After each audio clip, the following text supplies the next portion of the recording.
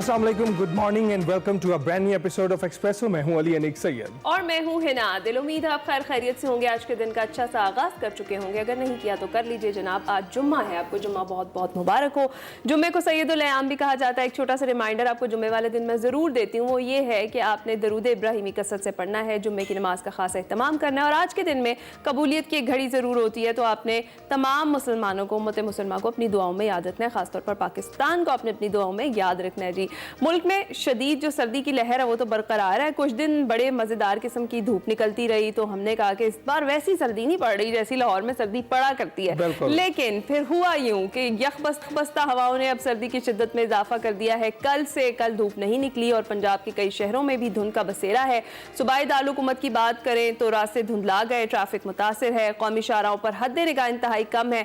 और लाहौर में ठंड पड़ते ही बस आप समझ आया करें कि धुंध जो है ना वो भी पड़ने लगी है। और शाम से ही धुंध ने डेढ़े डाले हुए हैं और मोटरवे धुंध के बायस बंद है बहुत सारी जगहों पर। बालाई इलाकों की अगर बात करें तो वहां पर भी खून जमा देने वाली ठंड है, जिससे निजाम जिंदगी मफलूज होकर रह गया है। सकरदू में पारा -9 तक गिर गया, जबकि कोयटा में दर्जा हरारत -5, मरी में 0 रिकॉर्ड किया गया है। और जनाब ये जो सिचुएशन है ना, ये आगे चलनी है। अभी फिलहाल कुछ दिन तो आपने एंजॉय करना है, बिल्कुल करना है। और मनाजिर में आप देख सकते हैं, एंजॉय करें। ये मौसम भी एंजॉय करने के लिए है, साथ साथ एहतियात करें, क्योंकि सड़कों पर इतनी धुंध होती है, हद निगाह 0 हो जाती है। आपको पता नहीं होता कि सामने वाली गाड़ी कहाँ खड़ी है। और अगर तेजी से आप कहीं सफर कर रहे हैं और अचानक से धुंध आ जाए, तो आपने अक्सर वीडियोस देखी होंगी, एक दूसरे में गाड़ियां लग रही होती हैं। तो कोशिश कीजिए कि इस दौरान आपकी स्पीड आपके अपने कंट्रोल में हो, जहां ब्रेक मारे वहां गाड़ी रुक सके। और तवील जो सफर है उससे इज्तनाब भी किया जाए। कोशिश करें कि फ्लाइट्स ले लें, फ्लाइट्स नहीं है तो अपने प्लान्स चेंज कर लें, धुंध को देखकर अपने प्लान्स जो है वो तरतीब दें। और शहरों के अंदर भी आप जहां पे गुंजान आबाद जो है और पॉपुलेशन ज्यादा है, वहां पर भी आप देखें कि डेरे इस तरह से धुंध डाल लेती है कि आपको साथ खड़ा हुआ आदमी दिखाई नहीं देता। तो इस कोशिश कीजिए कि आप अपने एहतियात के साथ चलें, अपने प्यारों का ख्याल रखें, खुद का ख्याल रखें, गर्म कपड़े पहने और इसके साथ साथ जो है दर्जा हरारत को देखकर अपने घरों से बाहर निकले। लेकिन है ना, इसके साथ एक आज जो अफसोसनाक खबर एकदम फिर से सामने आ गई है। और पता ही चल रहा है कि बहुत सारे पाकिस्तानी जो है तारिकीन वतन जो है वो एक और कश्ती हादसे का शिकार हो गए। मराकश में वाक़या पेश आया है। डूबने वाले 44 पाकिस्तानी बताए जाते हैं, अब जिनके हवाले से तस्दीक होना अभी बाकी है। लेकिन इतलात है कि 44 पाकिस्तानी जाबाहक हो गए हैं, जिनमें से 12 अफराद का ताल्लुक गुजरात से है। कश्ती हादसे में 6 गैर मुल्की भी हलाक हुए हैं। यूरोप में रोशन मुस्तकबिल के सुनहरे ख्वाब बहरे ओकियानूस में डूब गए हैं। और जो ये लोग कोशिश कर रहे थे मुल्क से बाहर निकलने की, जो ख्वाब लेकर अपने ख्वाब सजाए, ये उन कश्ती में सवार हुए थे। अब इतला ये है कि बहुत से और ये बैक टू बैक बहुत सारे वाकयात ऐसे होते आ रहे हैं। और पिछली बार भी हमने यही बात की थी कि ये जो एजेंट्स हैं जो इस तरीके से गैर कानूनी तरीके से आपको बाहर भेजते हैं, ये कोई कम पैसे नहीं लेते। 60 से 70 लाख रुपए आराम से ये ले लेते हैं और उसके बाद भी मजीद डिमांड की जाती है। और इस कश्ती के हवाले से भी जो एक ऑडियो कॉल रिसीव हुई है एक जिंदा बच जाने वाले मुसाफिर की, वो उसमें यही बताया जा रहा है कि जनाब पैसे नहीं मिले थे तो कश्ती को समंदर के बीच में खड़ा कर दिया, यानी सबकी जान पर लगा दी। और जब आप घरों से निकलते हैं ना, तो ये बताया जाता है ये प्लान होता है, क्योंकि पैसे उनको मिल चुके होते हैं। मिलने के बाद ये रिस्पांसिबिलिटी होती है, इनको वो पार लगा नहीं सकते तो इनको डुबो देते हैं। प्लीज अपना ख्याल करें, अपने बच्चों का ख्याल करें। एक कॉलेज से निकलने वाला जो स्टूडेंट है ना, कुछ ऐसे हमारे हैं ऐसे इलाके जहां पर यही है कि जनाब जो कमाना है बाहर जाके कमाना है, यहाँ नहीं कमाना। अगर आप इतनी ज्यादा इन्वेस्टमेंट यहाँ पर रहते हुए अपने किसी बिजनेस में कर लेते हैं तो आप सुकून से अच्छा खा पी सकते हैं, कमा सकते हैं। और अगर आप जाना ही है तो आप लीगल तरीकों से जाए। लीगल तरीकों में भी इतने ही पैसे लगते हैं, इतने ज्यादा पैसे नहीं लगते। लेकिन आप इन फेक एजेंट्स के जाल में बिल्कुल इंसानी स्मगलिंग करने वाले अफराद के गिर्द आपको घेरा तो तंग करना पड़ेगा, शिकंजा टाइट करना पड़ेगा। लेकिन इसके साथ साथ रूट कॉजेज अगर आपने देखनी है ना, तो 2 रूट कॉजेज हैं। ये सिर्फ इंसानी स्मगलर का धंधा नहीं है, उसके साथ साथ पाकिस्तानी मईशत की जो जबू हाली है वो भी इसकी रिस्पॉन्सिबल है। तभी वो देख रहे होते हैं कि हाँ बाहर पता नहीं रख्तों पर पैसे लटके हैं, वो बाहर जाएंगे और ऐसे बरसात हो पड़ेगी। तो ऐसा नहीं होता है। प्लीज प्लीज दोनों रूट कॉजेज को एड्रेस कीजिए, खाली स्मगलर्स को पकड़ने से काम नहीं चलेगा। बिल्कुल बिल्कुल, अथॉरिटीज एक्शन में है। वज़ीर आज़म साहब ने भी, सदर साहब ने इज़हार अफसोस भी किया और ये भी कहा है कि जी फौरन देखा जाए कि कौन कौन से लोग इस सारे वाक़यात में मुलविस हैं।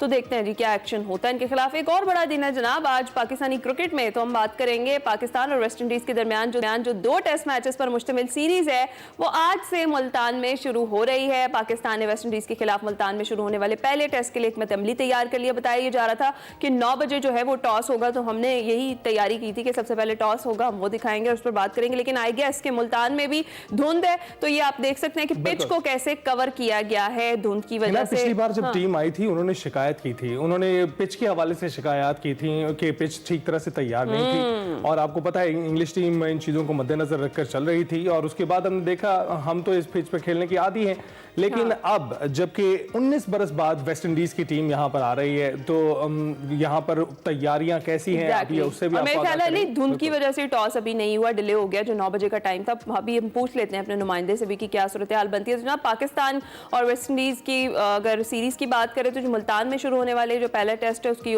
तमाम हिकमत अमली तैयार कर ली है। मुल्तान टेस्ट में पाकिस्तान मेहमान वेस्ट इंडीज के खिलाफ 3 स्पिनर्स के साथ खेलेगा। पाकिस्तानी टीम मैनेजमेंट और सिलेक्शन कमेटी ने मुल्तान टेस्ट के लिए 3 स्पिनर्स और 1 फास्ट बॉलर के साथ खेलने का फैसला कर लिया है। और गुज़िश्ता साल अक्टूबर में पाकिस्तान ने इंग्लैंड को मुल्तान के दूसरे टेस्ट में 152 रन से शिकस्त दी थी, और इस टेस्ट में भी पाकिस्तान 3 स्पिनर्स और 1 फास्ट बॉलर के साथ ही खेला था। दोनों स्पिनर्स ने गुज़िश्ता बरस अक्टूबर में पाकिस्तान का दौरा करने वाली इंग्लिश टीम के खिलाफ 2 टेस्ट मैचेस जीतने में अहम किरदार अदा किया था, और अभी भी यही एक्सपेक्टेशन है उन दोनों जो स्पिनर्स से। 3 स्पिनर्स इस वक्त भी खिलाए जा रहे हैं। 19 बरस बाद पाकिस्तान में टेस्ट क्रिकेट खेलने वाली वेस्ट इंडीज की टीम जब मुल्तान स्टेडियम में बैटिंग के लिए आएगी तो मेहमान टीम के बल्लेबाजों को परेशान करने के लिए साजिद खान नुमान अली की जोड़ी मौजूद होगी। वेस्ट इंडीज ने आखिरी मरतबा 2006 में पाकिस्तान में टेस्ट मैच खेला था, और इसे एक तवील अरसे के बाद पाकिस्तान की सरजमीन पर टेस्ट सीरीज खेलने का दोबारा मौका मिल रहा है। मौसम कैसा है, शायकीन क्रिकेट का क्या कहना है, इस पर बात करने के लिए हमारे नुमाइंदे मौजूद हैं। हामिद चौधरी, उनसे तफसीलात जान लेते हैं। हामिद, कैसे हैं आप? मैं बिल्कुल ठीक, अल्लाह का शुक्र। आप लोग कैसे हैं? बिल्कुल ठीक ठाक। इसके साथ साथ हमारे तजियाकार भी हमारे साथ हैं, सैयद मोहम्मद अवैस और रिशाद महमूद साहब। सबसे पहले हामिद से सूरत हाल जान लेते हैं कि इस वक्त मुल्तान स्टेडियम की क्या सूरत हाल है। हामिद, बताइएगा, तैयारियां मुकम्मल हैं, प्रैक्टिस सेशन तो होते रहे हैं, धुंध की क्या सूरत हाल है वहाँ? आज देखें, आज सुबह से ही मुल्तान शहर में धुंध आई हुई थी। हालांकि कल जो है बिल्कुल मुख्तलिफ दिन था, सुबह सवेरे ही सूरज निकल आया था, लेकिन आज जो है फोग है। फोग की वजह से विजिबिलिटी भी काफ़ी कम थी, और टीमों भी 15 से 20 मिनट टीमें भी डिले जो है उन मुल्तान क्रिकेट स्टेडियम में पहुंची हैं। अब दोनों टीमें जो है मुल्तान क्रिकेट स्टेडियम के अंदर पहुंच चुकी हैं। अभी भी प्रैक्टिस सेशन जारी हैं। दोनों की टीमों के जो बैट्समैन हैं वो प्रैक्टिस कर रहे हैं। पिच को अभी तक कवर किया गया है, जो प्लास्टिक की शीट है, जो ग्रीन हाउस बनाया गया था उसके अंदर बड़े बड़े पंखे लगाए गए थे।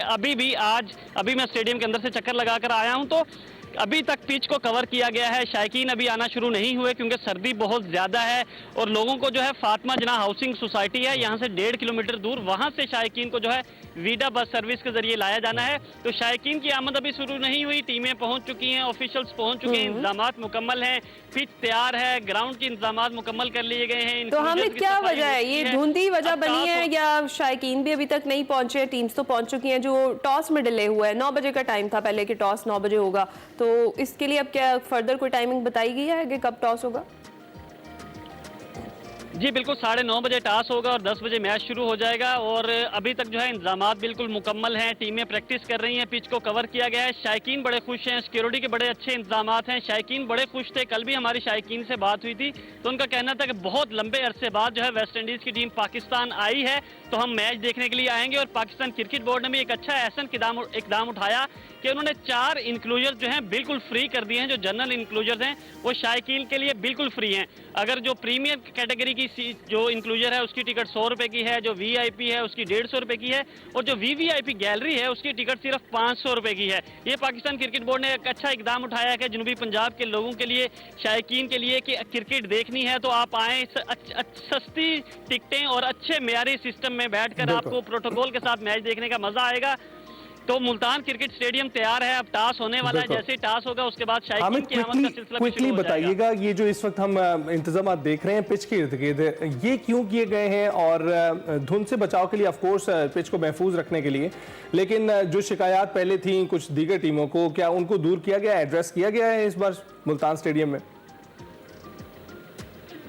देखिए जी, इंग्लैंड को शिकायत थी कि स्पिन ट्रैक बनाया गया है और री यूज पिच यूज, पहले टेस्ट मैच की विकेट थी वही दूसरे टेस्ट मैच में भी विकेट यूज की गई थी, इसलिए जो है इंग्लैंड की टीम को शिकायत थी। लेकिन ये जो नई पिच है मुल्तान क्रिकेट स्टेडियम में बिल्कुल फ्रेश पिच है, लेकिन इसको कवर इसलिए किया गया है, ये ग्रीन हाउस बनाया गया था, इसके अंदर बड़े बड़े पंखे लगाए गए थे ताकि ग्रास को बिल्कुल खत्म किया जा सके। क्योंकि आकिब जावेद का जो फार्मूला है वो यही है कि स्पिन ट्रैक बनाया जाए, स्पिनर्स को खिलाया जाए और स्पिन के जो विकेट है उसके ऊपर से ग्रास बिल्कुल खत्म कर दिया जाए। तो ग्रास को खत्म करने के लिए के ऊपर ग्रीन हाउस लगाया गया है। ये जैसी धूप निकलती थी, कल भी धूप निकली थी, तो ये ग्रीन हाउस जो प्लास्टिक की शीट है इसको हटा दिया जाता है, धूप पिच के ऊपर पड़ने दी जाती है। जैसे ही थोड़ा सा सूरज ढलने लगता है तो इसको दोबारा कवर करके बड़े बड़े पंखे लगा दिए जाते हैं, अंदर हीटर लगा दिए जाते हैं ताकि जो पिच के ऊपर ग्रास है वो बिल्कुल ना बचे, पिच बिल्कुल फ्लैट हो जाए, उसमें क्रैक्स आ जाए ताकि स्पिन बॉलर्स को मदद मिले। पाकिस्तान ने इसी हिकमत अमली को बनाते हुए 3 स्पिनर साजिद खान, नुमान अली और इब्रार अहमद को खिलाया, जबकि चौथे स्पिनर सलमान अली आगा हैं। सिर्फ एक फास्ट बॉलर खिलाया खुर्रम शहजाद, जबकि जो पिछली सीरीज थी इंग्लैंड के खिलाफ वो भी हमारी यही हिकमत अमली थी, सिर्फ आमिर जमाल की तब्दीली थी। इस दफा जो है आज मोहम्मद हुरैरा भी मुल्तान टेस्ट मैच में अपना डेब्यू कर रहे हैं। इमामुल हक को नहीं खिलाया गया, हुरैरा को खिलाया गया, वो अपना आज डेब्यू करेंगे। ठीक है जी हामिद, बहुत बहुत शुक्रिया। आगे भी आपसे हम अपडेट लेंगे, जैसे ही टॉस होगा, आपने अभी तक की तो सूरत हाल है उससे मैं आगाह कर दिया, आगे भी आप अपडेट करेगा, आपको बहुत शुक्रिया। आप जरा अपने एनालिस्ट की जानिब बढ़ते हैं। रिशाद साहब, आपकी जानिब आती हूँ, क्या कहेंगे? पाकिस्तान वेस्ट इंडीज के खिलाफ तैयार है जी, बिल्कुल हिकमत अमली भी तैयार है, प्लेइंग 11 का ऐलान आप कर दिया गया है, क्या कहेंगे, कैसे देखते हैं प्लेइंग 11 को आप?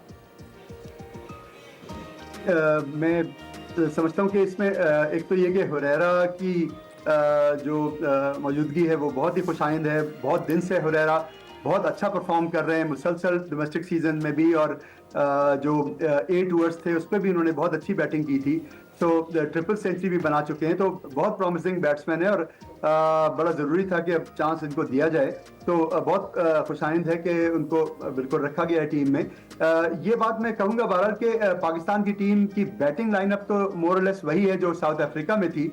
तो वंस अगेन साउथ अफ्रीका में हमें जो चीज़ देखने में आई वो ये थी कि प्रेशर में हमारे बैट्समैन नहीं खेल सके और टेक्निकली भी फुकदान की वजह से आउट हुए। तो बैटिंग पे अभी भी क्वेश्चन मार्क्स हैं पाकिस्तान के, ऑल्दो अभी हम ज़ाहिर होम ग्राउंड पे खेल रहे हैं, बहुत फ़र्क है साउथ अफ्रीका से, लेकिन बैटिंग की जो कंसिस्टेंसी है वो फिर बहरहाल बड़ी मेन चीज़ है और बड़ी कलीदी किरदार अदा करेगी। वेस्ट इंडीज़ की टीम में बहुत से नए खिलाड़ी हैं जिनके बारे में कोई ज़्यादा एक्सपोजर नहीं है लोगों को। उनके वैसे तो उनकी फास्ट बॉलिंग स्ट्रेंथ होती है, लेकिन यहाँ पे अगर उनके स्लो बॉलर्स कोई वो लाए हैं और कोई ऐसे स्पिन ऑलराउंडर्स हैं तो उसके बारे में पाकिस्तान को मेरे ख्याल इतनी मालूमात नहीं है। तो ये भी एक सरप्राइज फैक्टर होगा डेफिनेटली। बिल्कुल ठीक है। अवैस, आप बताइएगा, मोहम्मद हुरैरा गुफ्तगू कर रहे थे और कह रहे थे कि कोशिश करेंगे अपने अंकल की तरह वो भी जो है एक अच्छा करियर खेलें, और बहुत खुश हैं वो कि उनको डेब्यू का मौका मिल रहा है, उन्हें कैप मिली है। तो इस हवाले से आप क्या कहेंगे? जो नौजवान खिलाड़ी आ रहे हैं वो काफ़ी पुरजोश है और काफ़ी देर से, जो आप कहते हैं ना कि छोटी उम्र से जो तैयारी कर कर आता है वो काफ़ी देर तक इनिंग्स खेलता है। साइम अयूब भी उसकी एक मिसाल है, उनका भी एक इंटरव्यू पढ़ा है। तो आप इन नौजवान खिलाड़ियों की जो शमूलियत है टीम में कैसी देखते हैं? देखिए, तो अच्छी बात है कि अगर आप पाकिस्तान क्रिकेट की बात करें तो आपको नजर आ रहा है एटलीस्ट के जो आपका टेस्ट क्रिकेट है, जो एक प्रॉपर फॉर्मेट होता है, उसके कम से कम प्लेयर्स जो उनसे आहिस्ता आहिस्ता आपको पूल ऑफ क्रिकेट बढ़ता हुआ नजर आ रहा है। वरना आपको पता है हमारे जो एक मसला था थोड़े से पहले आप चले जाएं कि आपने सेमनेस बहुत ज्यादा की हुई थी कि आप वही मुसलसल खिलाड़ियों को यहाँ पर चांस दे रहे थे। अच्छी बात है जब आपकी बेंच लाइनअप और आपके बैकअप प्लेयर स्ट्रॉन्ग होते हैं, ऑटोमेटिकली आपकी प्लेइंग 11 स्ट्रॉन्ग हो जाती है।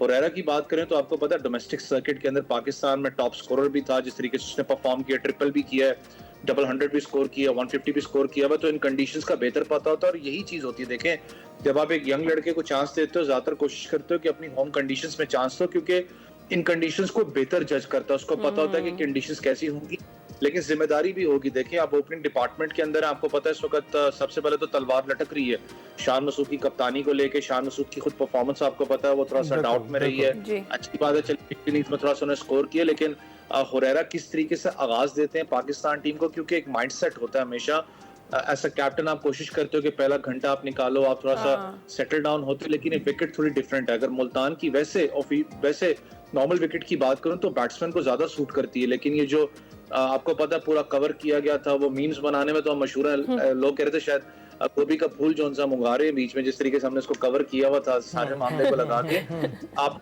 तो इतनी किया हुआ विकेट तो आपको, क्योंकि ग्रीन हाउस की बात करें तो आपको स्पिनिंग ट्रैक तो ऑब्वियसली मिलेगा, जिस तरीके से वो हेड कोच भी कहते हैं और पिछला आपको एक्सपीरियंस मिला तो आप उस पर जाएंगे। लेकिन याद रखिएगा कि पाकिस्तान के अगर 3 स्पिनर्स हैं तो जो पाकिस्तान की लव स्टोरी है बैट्समैन की लेफ्ट हैंडर्स के आगे वो भी है। वेस्ट इंडीज के पास 2 लेफ्ट आर्म स्पिनर्स हैं, ऑर्थोडॉक्स की बात करें, मोती की बात करें, वो उनके पास मौजूद है। एक और उनके स्पिनर है, वो नए आ रहे हैं अपना सीरीज के अंदर, वो लेफ्ट आर्म ऑर्थोडॉक्स हैं। तो जो बैट एंड पैड का जो इशू है पाकिस्तान का हमेशा लेफ्ट हैंड के आगे, वो आज टेस्ट होगा पाकिस्तान के लिए।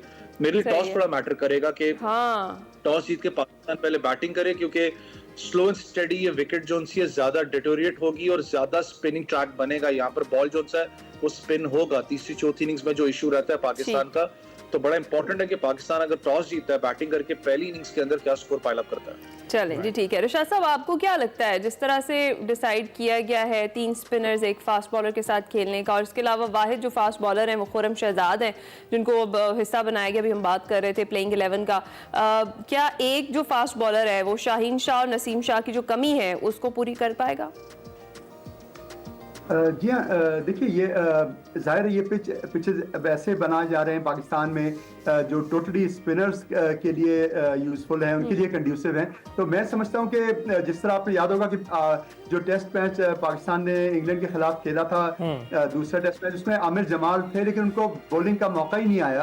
तो ये इस तरह से एक फास्ट बॉलर क्या उसकी एनर्जी को और उसकी अपनी एबिलिटी को एक वेस्ट करने वाली बात है कि अगर आपने स्पिन के लिए पिच बनाया है तो फास्ट बॉलर्स को आप एक्सपेक्ट करें। तो मेरे ख्याल में खुरम शहजाद कंसिस्टेंटली परफॉर्म भी करते आ रहे हैं, तो इसलिए उनको प्रेफर किया गया है। शाहीन अफरीदी इस वक्त कोई लीग भी खेल रहे हैं और नसीम शाह जो हैं वो थोड़ी सी उनके फिटनेस के भी इश्यूज हैं, तो मेरे ख्याल है इस वजह से खुरम शहजाद अच्छा सिलेक्शन है। लेकिन मैं देखिए ये कहूँगा ज़रूर कि न्यूजीलैंड का जो सेकंड टेस्ट मैच था साउथ अफ्रीका में, उसमें पिच को मिसरीड किया था शान ने और हमारे जो सपोर्ट स्टाफ थे, कोचेस वगैरह ने, और उसमें हम लोगों ने नुमान अली को नहीं खिलाया।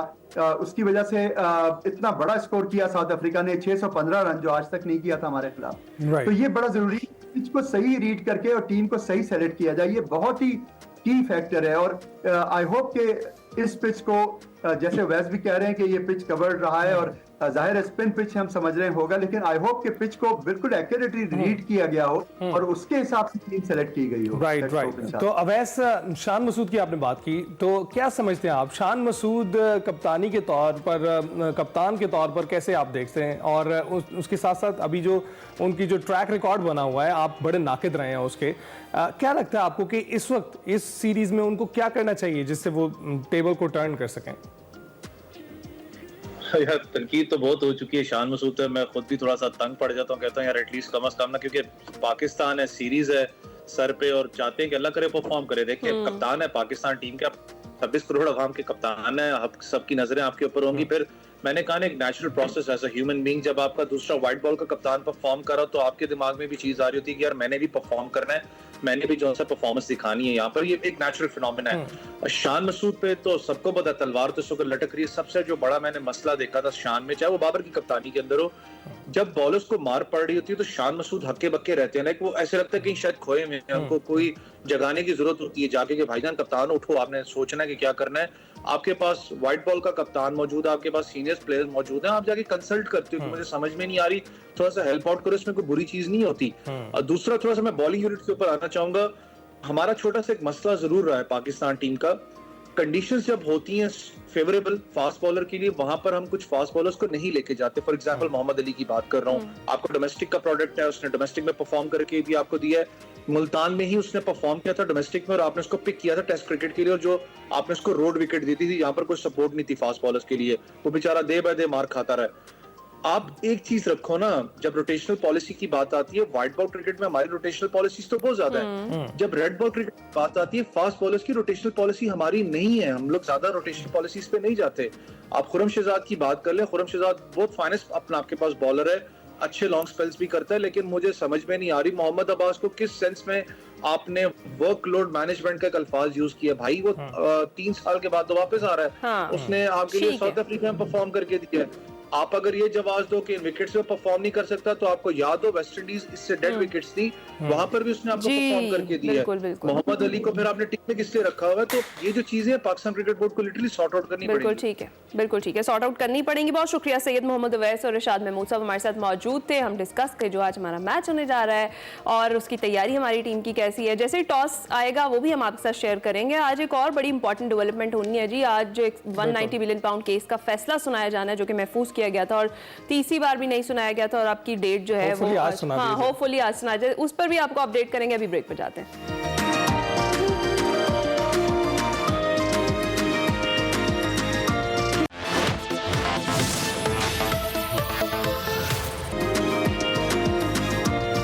एक्सप्रेस सेगमेंट सफर है शर्त में वकार अहमद मलिक मुलाकात करवा रहे हैं बाइसिकल पर ईरान और अफगानिस्तान की सैर करवाने वाले आमिर शहजाद अवान से। क्या गुफ्तगू हो रही है आपको दिखाते हैं। अस्सलाम वालेकुम नाज़रीन, मेरा मंदर आप देख रहे हैं सफ़र है शर्त। और सफ़र है शर्त में आज जो हमारे मेहमान हैं ये बहुत ही कमाल इंसान है।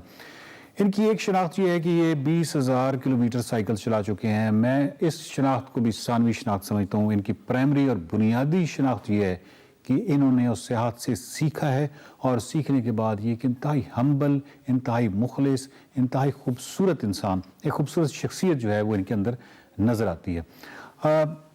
20,000 किलोमीटर कहना आसान है। पूरे मुल्क का कोना कोना इन्होंने बाईसाइकिल पे उसको देखा है। फिर इंटरनेशनल सफ़र किए हैं, कहाँ सफ़र किए हैं, बाईसाइकिल का आगाज़ कैसे इन्होंने किया और ये गुमनामी में रहना क्यों पसंद करते हैं, ये पस मंज़र में रहना क्यों पसंद करते हैं, ये इन्होंने अपना यूट्यूब चैनल क्यों नहीं बनाया। इस तरह के बहुत सारे सवालात हैं जो मेरे जहन में आते थे कि एक दिन आमिर शहजाद कभी मिलने आए तो उनसे पूछूंगा और आज ये आ गए। आमिर भाई बहुत शुक्रिया आपका। वेलकम। आमिर शहजाद, सबसे पहली बात कि आप अभी तक यानी इंटरनेशनली और लोकल आपका सारा सफ़र अगर 20,000 किलोमीटर का है तो इस वक्त तक तो आपकी कम से कम 400 यूट्यूब की एपिसोड्स होनी चाहिए थी। आपने उस तरफ बिल्कुल तवज्जो नहीं दी। मैं पहले इसी सवाल की तरफ आऊँगा, उसकी क्या वजह है जिसकी वजह से शायद ज़्यादा लोग ना जानते हो, लेकिन आपने इस तरफ तवज्जो नहीं दी, उसकी वजह? अच्छा, उसकी वजह ये है कि एक तो जो सियाहत है मैं सीखने के लिए करता हूँ और अपने ज़हनी सुकून के लिए करता हूँ। ठीक है, मतलब ये आपके कैमरे को रुकावट समझते हैं आप? हाँ, मतलब मैं अगर कैमरा मेरे पास होगा तो जो चीज़ मैं करना चाह रहा हूँ, मतलब जो मैं देखना चाह रहा हूँ, मतलब मैं लोगों को तो वो बहुत सी चीज़ें दिखा रहा हूँ लेकिन जो असल मैं देखना चाहता हूँ वो चीज़ पीछे रह जाएगी। बहुत खूबसूरत बात है। तो मैं मतलब उस तरफ मैंने बल्कि इब्रार, आप जानते हैं इब्रार को, इब्रार जो कि मोटरसाइकिलिस्ट हैं वर्ल्ड फेमस, उनसे भी पूछा था तो वो भी एक्चुअली ये कह रहे थे कि बहुत सारी दुनिया में जो खूबसूरत तरीन जगह हैं जो उन्होंने देखी हैं वो उनको दोबारा भी देखना चाहते हैं। तो मैंने कहा दोबारा एक्चुअली मैं देखना चाहता हूँ क्योंकि मैं नहीं देख पाया अभी तक। तो वो कहते हैं जब मैं कैमरा माइनस करूंगा तब वो मैं देखूंगा, अभी तो बीच में ये चीज़ है। तो ये वाली वजह। लेकिन मेरा ख्याल है कि अभी आपको थोड़ा सा, क्योंकि आप समझते हैं कि लाखों लोग भी आपके उस एक्सपीरियंस का हिस्सा बनते हैं ना, तो ये भी एक खूबसूरत चीज़ है अगर आप उस तरफ अगर आपका ध्यान आए तो। हाँ जी, जो मैं अभी वर्ल्ड टूर का जो मेरा फेस 1 आएगा उसमें मैं कोशिश करूंगा कि अपने साथ दूसरे लोगों को भी वो चीज़ें दिखाऊं, एक्सप्लोर करूं। आमिर भाई मोटा बताइए, जनरल पाकिस्तान कहाँ गए साइकिल पे? मैं लाहौर से कराची गया हूँ, मेन जो मेरा पहला टूर था पहला, और उस 2021 में फरवरी 2021 में। ठीक है। और उससे बाद फिर मैंने कश्मीर ताऊबाट गया हूँ जो कश्मीर का आखिरी गांव है। ठीक है। अपर नीलम गया हूँ। ठीक है। और मतलब पीर चनासी गया हूँ, मुजफ्फराबाद से 27 किलोमीटर हाइट पे है। और लिपा वैली गया हूँ। गिलगित बल्तिस्तान के 10 इजला मैंने देखे हैं, सारे के सारे, गिजर भी, हुंजा भी, स्कर्दो भी। हाँ, मतलब मेन रोड साहब देखा है। और ये शंदूर चित्राल से केपीके के इलाके, पेशावर, चित्राल भी। अच्छा, हाँ जी, ये सारा मैं इधर से उतरा सब साइकिल। हाँ जी, सब साइकिल में। और तकरीबन केपीके भी आधा से ज्यादा देख चुके हैं। और इंटरनेशनल टूर भी डेरा गाजी खान, मियां वाली, आप जिस तरह ये सारा पंजाब और बलोचिस्तान भी तकरीबन 50% से ज़्यादा बलोचिस्तान भी देख चुके। क्या बात है, मतलब कमाल है। और ये तमाम आपने बाईसाइकिल पे किया? और ये पाकिस्तान के अंदर में हम 10-12 हज़ार किलोमीटर बन जाते हैं जी, क्योंकि जिस तरह आप सारा ये सफ़र करते हैं। शुरुआत आपकी साइकिल का जो आइडिया है बाईसाइकिल का, उससे पहले बचपन में या उससे पहले साइकिल के क्रेज़ होता है ना बाईसाइकिल, वो था? नहीं, क्रेज मुझे साइकिल का बिल्कुल इस तरह नहीं था। सुराब साइकिल मेरे पास जरूर होती थी, लेकिन वो काम के लिए, घर वाले कोई काम वगैरह अच्छा उसके लिए करते थे। लेकिन उस पे लंबा सफर नहीं करते थे? हाँ, उस पे लंबा सफर नहीं किया। अच्छा। सफर मैंने शुरू किया, मुझे लिखने का शौक था, और लिखने के लिए आपको पढ़ना पड़ता है या फिर आप सफर करें, दो ये एक तरीके हैं कुछ सीखने के लिए। और तो मैंने सोचा कि साथ एक पैगाम भी होना चाहिए, तो मुझे लगा कि साइकिल जो है ना, इसको प्रमोट करना चाहिए। ये एक तो फ़ज़ाई आलूदगी नहीं होती, और मतलब मेरा पैगाम है कि जो करीब करीब कहीं मुलाजमत के लिए जाते हैं वो साइकिल, हाँ वो साइकिल पे जाएं। हॉस्पिटल्स पे भी जो रश है या जो वो है उसको दबाव कम होता है, क्योंकि आपको बहुत से फायदे हैं। मतलब आलूदगी के अलावा वैसे सेहत वैसे भी ठीक रहती है, तो बजाय लोग जिम ज्वाइन करने के साइकिलिंग कर रहे हैं। तो आप जब यहाँ से कराची गए, मुख्तलिफ जगहों पे गए, पाकिस्तान में बहुत सारे लोगों ने आपकी मेहमान नवाजी भी की होगी, ओवरऑल लोगों का रवैया कैसा था आपको बाईसाइकिल पे देख? अच्छा, जब मैं निकला था मुझे आइडिया नहीं था, लेकिन मैं मशहूर हो गया। हालांकि मुझे इन चीज़ों में दिलचस्पी नहीं है, मुझे दो चीज़ों में बिल्कुल दिलचस्पी नहीं है, ना मुझे मशहूर होने में दिलचस्पी है, ना मुझे ये वर्ल्ड रिकॉर्ड बनाने में दिलचस्पी। अच्छा, ये दो चीज़ें इतनी बड़ी आपने चीज़ें बताई हैं, यानी आपको इस चीज़ से कोई गर्ज नहीं है कि पहले मैं पहुंच गया हूँ? ना। हालांकि मेरे पास इस वक्त 9 वर्ल्ड रिकॉर्ड है, लेकिन मैं रिकॉर्ड बनाने नहीं गया था। मैं तो अपनी उसके लिए हाँ, कुदरती वो मेरे हिस्से में आ गए। बाकी कभी ये मेरा मकसद नहीं रहा कि मुझे रिकॉर्ड बनाना है या किसी का तोड़ना है। और सियात में एक चीज़ मैंने और सीखी, सियात जो है ना, ये आप अंदर से ना, यानी हर किस्म का तासुब ख़त्म कर दिए। मतलब मेरा किसी से कोई मुकाबला ही नहीं है, ये चीज़ भी मैंने सियात से ही सीखी है। और आप जितने भी कल्चर्स हैं या अजनबी सकाफतें हैं या मज़ाहिब हैं या मुख्तलिफ, उनका तमाम सारे काबिल एहतराम। बेशक यही मोहब्बत, अमन, भाईचारा, यही तो मतलब मेरा मैसेज है। और मैं चाहता हूँ कि पाकिस्तान में सियात को फ़रोग़ मिले, और ये सियात जो है ना, ये इससे एक सोर्स ऑफ इनकम तो है ही, मतलब हमारा मुल्क में एक अच्छा रेवेन्यू इकट्ठा हो सकता है। और लेकिन इसमें और भी एक ख़ास चीज़ है, अगर हम सियात की तरफ तवज्जो देते हैं तो मिसाल के तौर पे हमारे जो नौजवान हैं उनके पास दो चीज़ें डिस्कस करने के लिए, एक मज़हब, एक सियासत, तीसरा उनके पास कोई चीज़ नहीं है। और ये जो शिद्दत पसंदी और ये जो बहुत सी बीमारियां हैं, हम इनसे दायरे में रहने की वजह से, हाँ, तो अगर हम अपने मुल्क में सियात को प्रमोट करें, मुख्तलिफ कल्चर के लोग इधर आएँ, और हमारे पास इतने खूबसूरत इलाके हैं। और एक और बड़ी ख़ास चीज़ जो मैंने नोट की, देखें पाकिस्तान में कुदरती खूबसूरती है, आप अगर दूसरे किसी मुल्क से मवाजना करें, मतलब ये मवाजना मैं वैसे कभी किसी ज़ात मुल्क से करता नहीं हूँ, लेकिन एक चूँकि एक मिसाल के तौर एक दे रहा हूँ।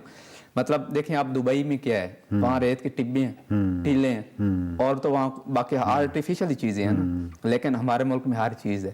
तो हम नेचर के हवाले से तो, और ये जो आपने बड़ी खूबसूरत बात की कि जो मज़हब है, सियासत है, ये जो मौजूई सब्जेक्ट्स होते हैं जिनका कोई नतीजा बरामद नहीं होता, हमारी जो यूथ है वो मुकम्मल तौर पर सारी एनर्जी जो है इन मुबाहिसों में है, और इससे हट के वो, हाँ जी, यानी हम अगर वो आर्टिफिशियल तरीके से चीज़ें बना के इतना सियासत से पैसा कमा रहे हैं, हाँ, तो हमारे पास तो हमारे पास तो हर चीज़ है। तो हम ये बताइए कि मैं जब मैंने बाईसाइकिल का किया सफ़र, आप जानती हैं, तो जब मैं मानसरा में जिस मेज़बान के पास थे, उन मेज़बान के जो रिश्तेदार थे उन्होंने उनसे पूछा कि ये आपके दोस्त कहाँ जा रहे हैं? उन्होंने कहा गिलगित जा रहे हैं साइकिल पे ना।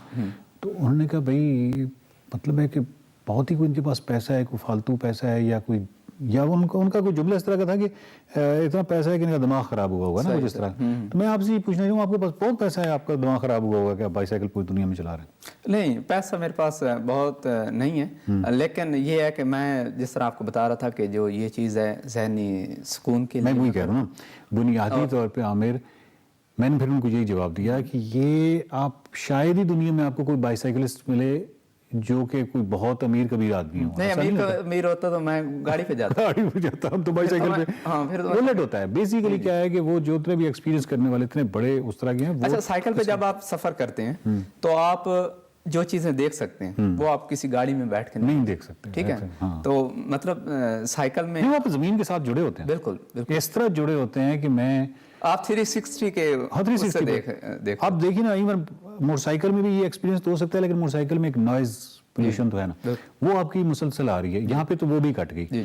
अब आप बाईसाइकिल पे जा रहे हैं, मुझे एक्सपीरियंस हुआ कि यार वो खड़ा हुआ है छली वाला, तो मैं जाके उसके पास छली लेने शुरू, आगे क्या कोई और चीज़ खड़ी, वो बच्चा खड़ा हुआ उसके साथ बात कर ली। अच्छा, इसमें एक और भी चीज़ होती है कि जब आप साइकिल पे होते हैं तो आप ज़्यादा लोगों से आपका मुलाकात होती है, तो आप वहाँ से जो आपको एक्सपीरियंस मिलता है वो ज़्यादा, जो आप उनसे बहुत कुछ सीखने को मिलता है। ऐसा ही है।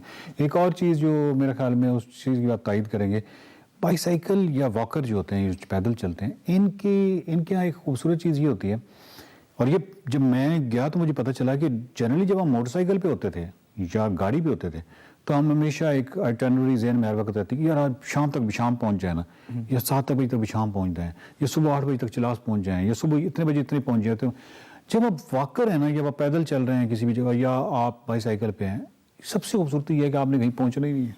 हाँ, अच्छा, इसमें वही चीज़ है, इसमें एक तो आजिज़ी है। हाँ, ठीक है, ऐसे ही। मतलब बंदे को ये भी साइकिलिंग में जब आप इस तरह निकलते हैं ना, और मतलब पूरी सियाहत जो भी एक अच्छा सियाह है, मैं समझता हूँ कि जो भी एक ट्रैवलर है, एक तो उसके अंदर से तासुब ख़त्म हो जाता है। तो जब आप पैदल चलते हैं या साइकिल के ज़रिए सफ़र करते हैं तो आप बहुत से जो लोगों से मिलते हैं, उनके ख़यालात जानते हैं, तो आप ये चीज़ सीखते हैं, मतलब दूसरों का सकाफ़त का एहतराम, उनके अकीदे का, मज़हब का। तो मतलब जो चीज़ें साइकिल के ज़रिए या पैदल एक बंदा सीख सकता है, वो आप गाड़ी में, मतलब गाड़ी में आप उन लोगों को नहीं देख सकते जो मतलब सही मज़ेदार वो सफ़र नहीं रहता है। तो ये जो जितना भी बाईसाइकिल का आपका सफ़र है, अभी तो आप कह रहे हैं कि 20,000 किलोमीटर ये सारा कुछ करने के बाद भी अभी आपकी शुरुआत है जी, यानी बेसिकली तो अभी आपको ने करना है, फिर आपके मुख्तलिफ फेजेज़ हैं जिसमें आपने दुनिया के बहुत सारे ममालिक देखते हैं। लेकिन अब तक ये जिन शुरुआत की आपने बात की है 20 साल, और जो मेरा ऑफ कैमरा जो आपके साथ गुफ्तगू हो रही थी, आपके यहाँ जो नज़र है देखने की, ऑब्जर्वेशन है या मुशाहिदे की कुव्वत है, उसको मैं लूँ और आपके इस जर्नी को जो इंटरनेशनल 3 मुल्कों का और पाकिस्तान के अंदर है, कम से कम 4-5 किताबें बनती हैं, वो कहाँ हैं? जी, मैं उसको लिख रहा हूँ, मैं अपनी ब्लॉग भी लिख रहा हूँ, यानी अपनी पूरी ये कहानी लिख रहा हूँ, और कोशिश है कि जल्दी पब्लिश उसको पब्लिश कीजिए, क्योंकि कोई भी बंदा ट्रैवलर भी हो सकता है, इसमें कोई शक नहीं, ट्रैवलर भी कोई हो सकता है कि कोई बहुत ज़हीन आदमी वो ट्रैवलर ना हो। ये कॉम्बिनेशन बड़ा मुश्किल होता है। जी, आपके यहाँ कॉम्बिनेशन है, जहानत भी है। ये मैं ज़रूर लिखूंगा, क्योंकि मैंने सफ़र शुरू इसीलिए किया था क्योंकि मुझे लिखने का शौक था, और मैंने सोचा कि कुछ मतलब इस तरह होना चाहिए। क्या बात है, क्या बात है। अच्छा नाजरीन, आमिर भाई से गुफ्तगू का ये जो सिलसिला है, ये क्योंकि बहुत एक ऐसा मौजू है कि ये इसको समेटना बड़ा मुश्किल है। उसकी वजह यह है कि अभी जिन जहतों में हमने बात नहीं की उस पर अभी बात करनी है। और मैं आपको बताऊं कि इन्होंने मैप्स बनाए हैं, वो मैप्स नहीं, मतलब मुख्तलिफ ज़िलों के बाकायदा इन्होंने नक्शे बनाए हैं, और वो जो नक्शे हैं वो जो जनरल जो आपको नक्शे मिलते हैं उनसे मुकम्मल तौर पर मुख्तलिफ हैं। इन्होंने वो तमाम झीलें जब तक डिस्कवर नहीं हुई, वो तमाम ऐसी अनोखी जगहें, वो कुछ भी हो सकता है जिसके बारे में लोगों को मालूम ही नहीं है, तो इन्होंने बहुत सारी चीज़ें क्योंकि दरियाफ्त की हैं बहुत सारी जगहों पे। अगेन इनका ये शौक़ नहीं है, ये इनका एक एक्सपीरियंस करना चाहते हैं, तो वो पहली दफ़ा पहुँचे हैं। ऐसी बहुत सारी झीलें हैं, बहुत सारी ऐसी जगह, इन्होंने उसके पूरा मैप बनाया और डिफरेंट अजला के मैप्स बनाए, वो हैंड मेड हैं, यानी उस पर चार्ट के ऊपर। अब उसको ये पब्लिश करवाएंगे। एक तो वो चार्ट्स जो हैं वो देखने से ताल्लुक़ रखते हैं, और दूसरा जो इनका इंटरनेशनल एक्सपीरियंस है इस पूरी बाईसाइकिल का, उस पर भी बात करेंगे, और अगले हफ्ते बात करेंगे। देखते रहिए सफ़र शर्त।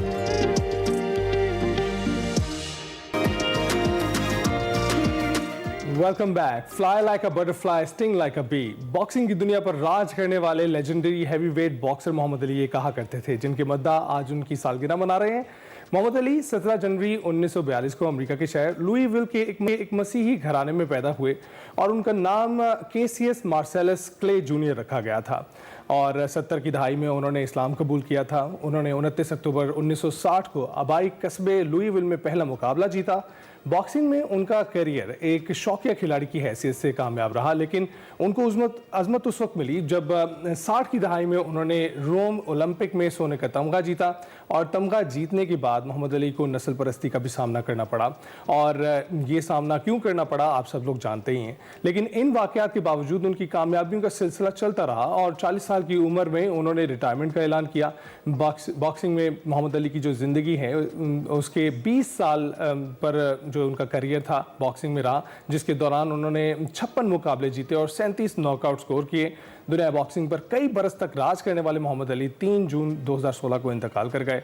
मोहम्मद अली को आज भी बॉक्सिंग के रिंग में नए आने वाले अपनी मोटिवेशन मानते हैं और आज भी उन्हें फॉलो करते हैं। जी हाँ, इसी के साथ हम याद करेंगे एक और लेजेंड को। कौमी क्रिकेट टीम के पहले कप्तान मोहम्मद अब्दुल हफीज़ कारदार की सालगिरह आज मनाई जा रही है। अब्दुल हफीज़ कारदार 17 जनवरी 1925 को पैदा हुए। उनका शुमार उन 3 खिलाड़ियों में होता है जिन्होंने भारत और पाकिस्तान दोनों के लिए क्रिकेट खेली है। जी हाँ, उनके अलावा आमिर इलाही और गुल मोहम्मद भी ऐसे ही खिलाड़ी हैं। उन्होंने क़याम पाकिस्तान से कबल 3 टेस्ट मैचेस में भारत की नुमाइंदगी की और फिर 1952 से 1958 के दौरान उन्होंने 23 टेस्ट मैचेस में पाकिस्तान की क़यादत की। अब्दुल हफीज़ कारदार बाएं हाथ से बल्लेबाजी के शानदार जौहर दिखाते थे। उन्होंने अपने करियर में 6832 रन बनाए जबकि 344 विकेटें भी हासिल की। अब्दुल हफीज़ कारदार का पहला गैर मुल्की दौरा करने वाले पाकिस्तानी टीम के कायद थे और पाकिस्तान ने अपना पहला दौरा भारत का किया था। जनाब कारदार एक मरतबा पाकिस्तान पीपल्स पार्टी के टिकट पर रुकन पंजाब असम्बली भी मुंतखब हुए थे। वो सूबाई काबीना में वजीर भी रहे हैं। 21 अप्रैल 1996 को अब्दुल हफीज़ कारदार लाहौर में वफात पा गए, लेकिन उनको हमेशा याद रखा जाएगा। एक छोटा सा ट्रिब्यूट था जो हमने उनको पेश किया है। और अब आपको बताएं कि आईसीसी चैंपियंस ट्रॉफी दोबारा पाकिस्तान आ रही है।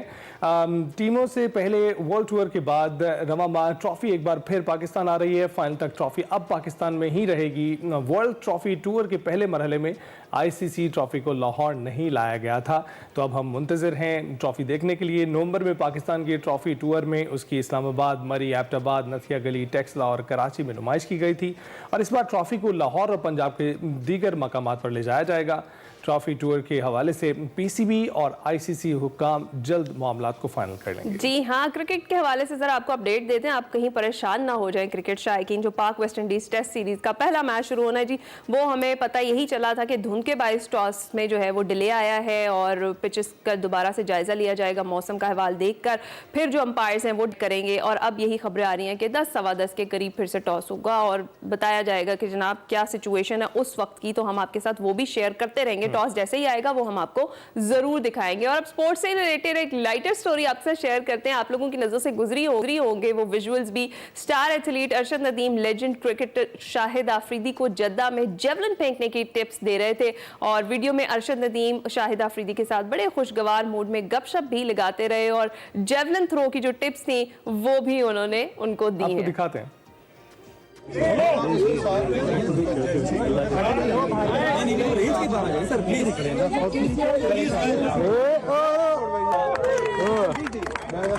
अच्छा बिल्कुल हाथ पीछे से आया। 20 मीटर इसमें नॉर्मली आपकी लोअर बैक ज्यादा यूज होती है, शोल्डर बहुत यूज होता है। ये देख रहे हैं, ये थ्रू है। हम बॉलिंग भी करते हैं तो कमर से ही होता है। ये भी कमर का यूज है।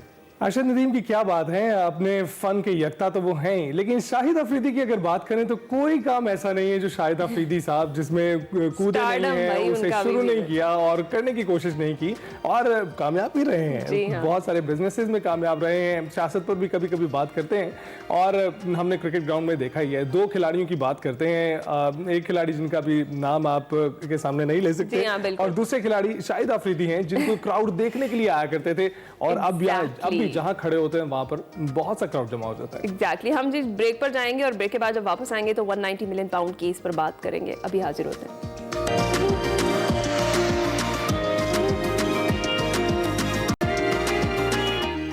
प्रोग्राम के दूसरे हिस्से में खुशामदीद। जनाब टॉप ऑफ द आवर बात करते हैं उस फैसले की जिसका सबको इंतजार है 190 मिलियन पाउंड केस का फैसला जो महफूज किया गया था वो आज सुनाया जाएगा। इससे कबल 3 बार फैसला मौखर हो चुका है। अगर आपको इसकी डिटेल्स बताएं तो 190 मिलियन पाउंड केस का जो फैसला है वो 18 दिसंबर 2024 को महफूज किया गया था। फिर नैब ने 35 गवाहान मुस्नाद के जो बयानात हैं वो कलमबंद करवाए थे। वकला सफाई ने तमाम गवाहान पर जिरा मुकम्मल की और उसके बाद फिर 23 दिसंबर 2024 को फैसला सुनाने का फैसला किया गया, मगर फैसला ना सुनाया जा सका और फिर 6 जनवरी और 13 जनवरी की तारीख सामने आई, मगर हर बार फैसला मुअख्खर हो गया। मगर आज 17 जनवरी को फैसला सुनाया जाएगा, आज की तारीख दी गई है। देखते हैं एहतसाब अदालत के जज नासिर जावेद राना बानी PTI और बुशरा बीबी की मौजूदगी में ये फैसला सुनाएंगे। गुज़िश्ता रोज वफाकी वज़ीर इत्तलात अताउल्लाह तारड़ ने इस फैसले के हवाले से न्यूज़ कॉन्फ्रेंस की और उन्होंने कहा कि 190 मिलियन पाउंड केस से बड़ा स्कैंडल देखने में नहीं आया।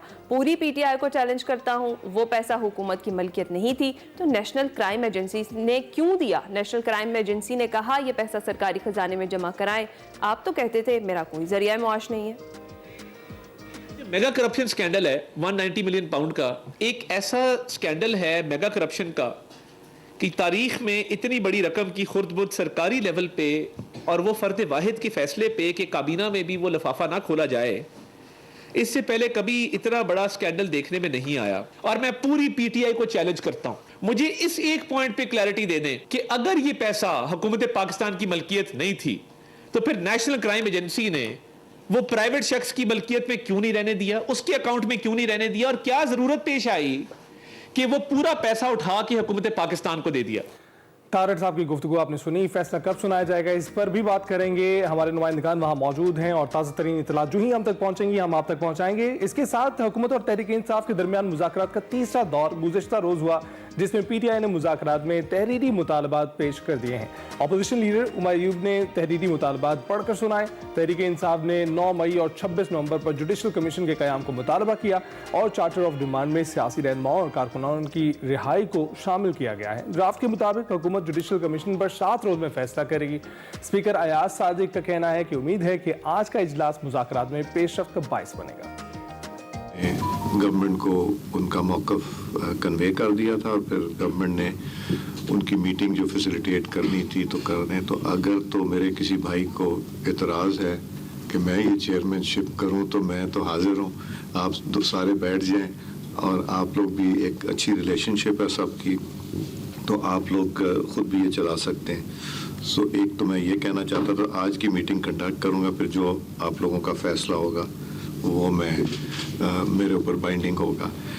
तो मुझे उम्मीद है कि आज का जो है हमें ये जो मीटिंग है ये इस प्रोसेस को आगे लेके जाएगी, जिस पे पूरे पाकिस्तान की नज़र भी है कि एक खुश असलूबी से, नेक नियति से इस काम को सरअंजाम देने की कोशिश दोनों तरफ से हो रही है।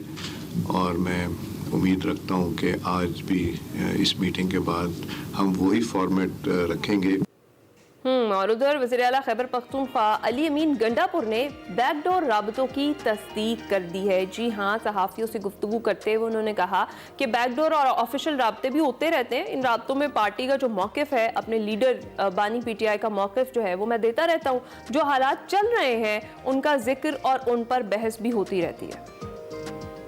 सारी बातें हैं, मेरे तो ऑफिशियल भी होते हैं और ऑफिशियल में भी मैं सारी बातें पार्टी का मौक़िफ़, अपने जो पार्टी के लीडर है इमरान खान साहब का मौक़िफ़, जो हालात चल रहे हैं उनका जिक्र करता रहता हूँ। बात भी उस पर होती है, डिबेट होती है, कभी कभी हीटेड डिबेट भी होती है। तो सारी बात जब बातचीत होती है तो हम सियासी लोग हैं, अपने जो हमारे रिजर्वेशन हैं हम वो पेश करते हैं।